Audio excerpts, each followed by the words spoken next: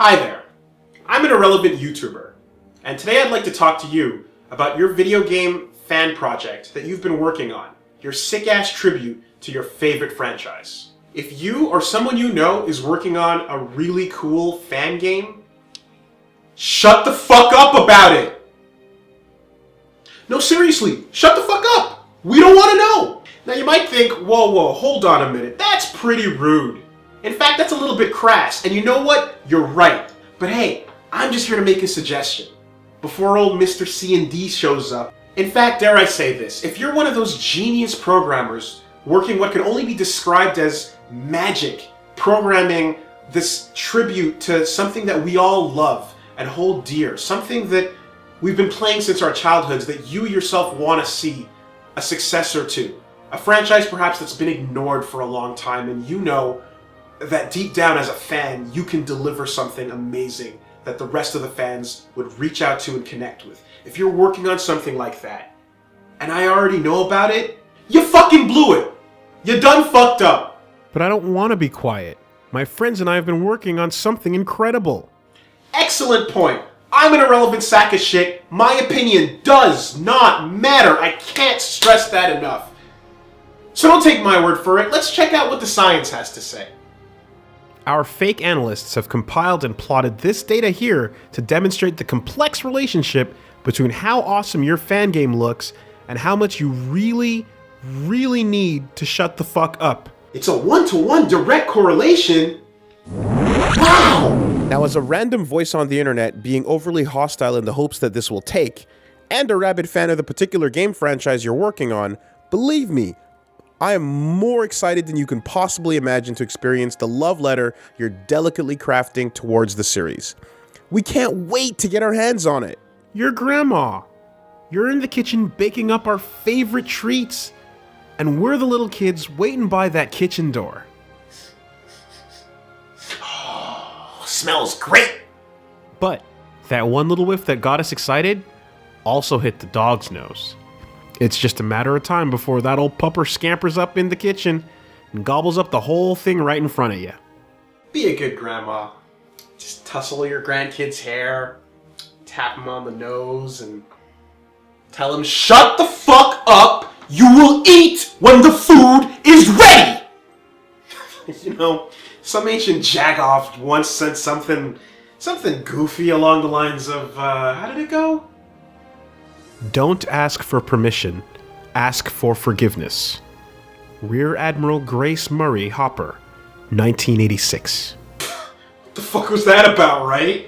And get this other rando is totally like... Those who cannot remember the past are condemned to repeat it.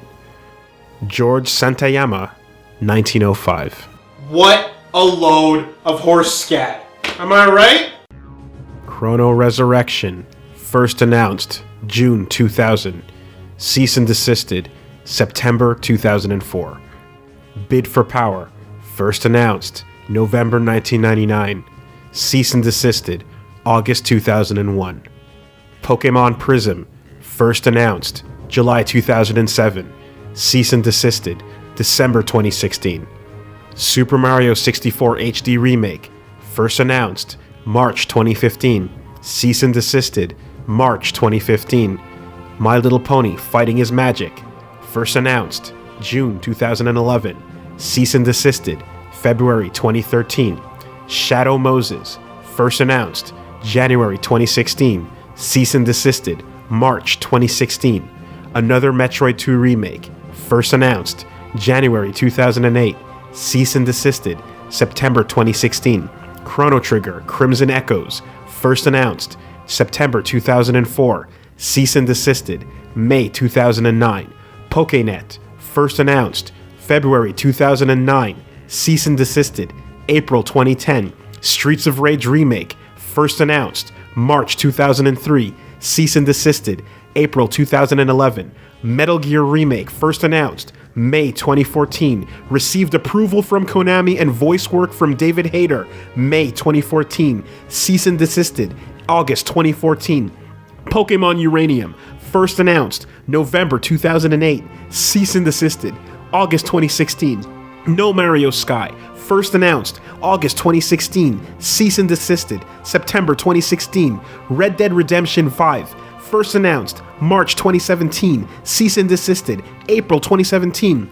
Legend of Zelda Breath of the Wild NES Demake, announced April 22nd, 2017, cease and desisted literally as I was rendering this video. Mother 4, first announced August 2010, cease and desisted, not yet, just rebranding the project to something original and removing all direct references to Earthbound. Yeah, no, sure, sounds good. Actually, that sounds great. Sounds like something the smart kids are thinking.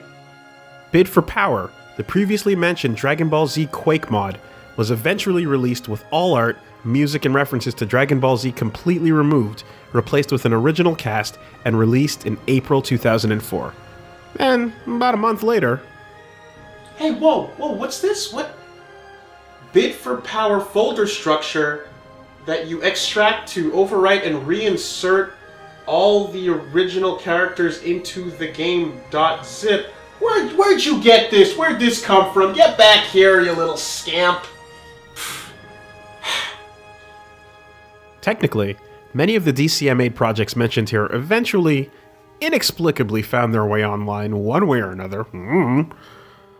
Though more than a few of these leaks resulted in the creator behind it saying something along the lines of, "I don't know how this got out there after we canceled the project, but it's a sadly incomplete and unfinished version of what we really wanted to do."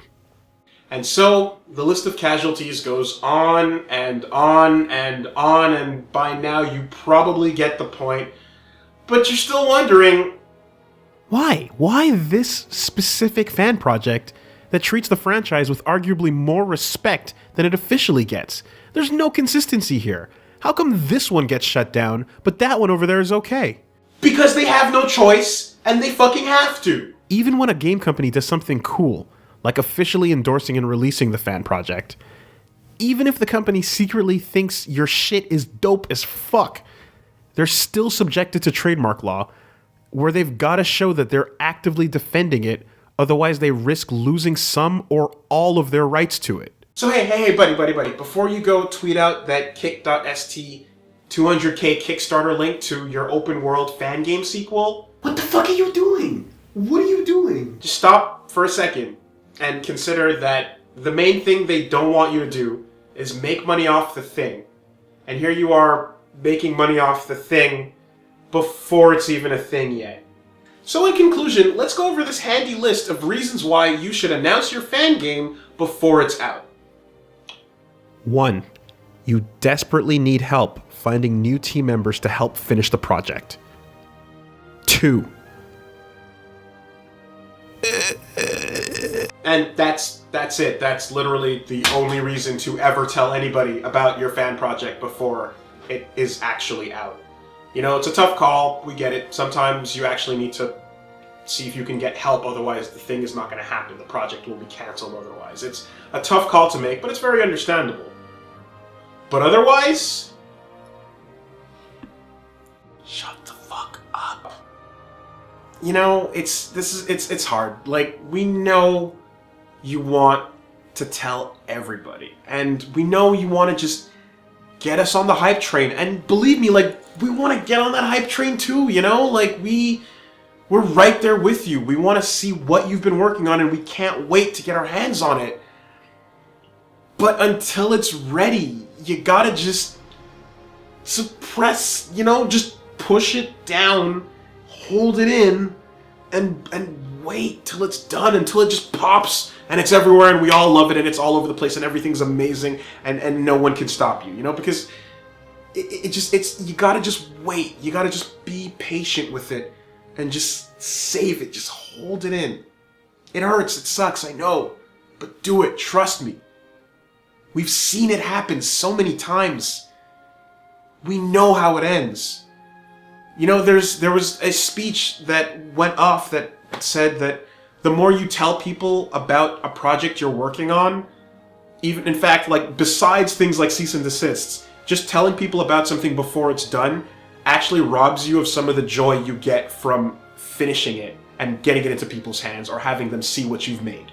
There's actually like data that proves that you rob yourself of the motivation, because when you want to make something and you want people to see it, if you don't tell them about it, it makes you want to show them even more, and it drives you to want to finish the thing more, and you want to finish it faster and get it to them. If you get that out there, some of the feedback you feel from sharing it with people before it's done, you feel a bit like, yeah, that was really good, and you get that warm feeling of like, oh, I'm doing a cool thing, and that actually robs you of some of the motivation you have to finish the damn thing.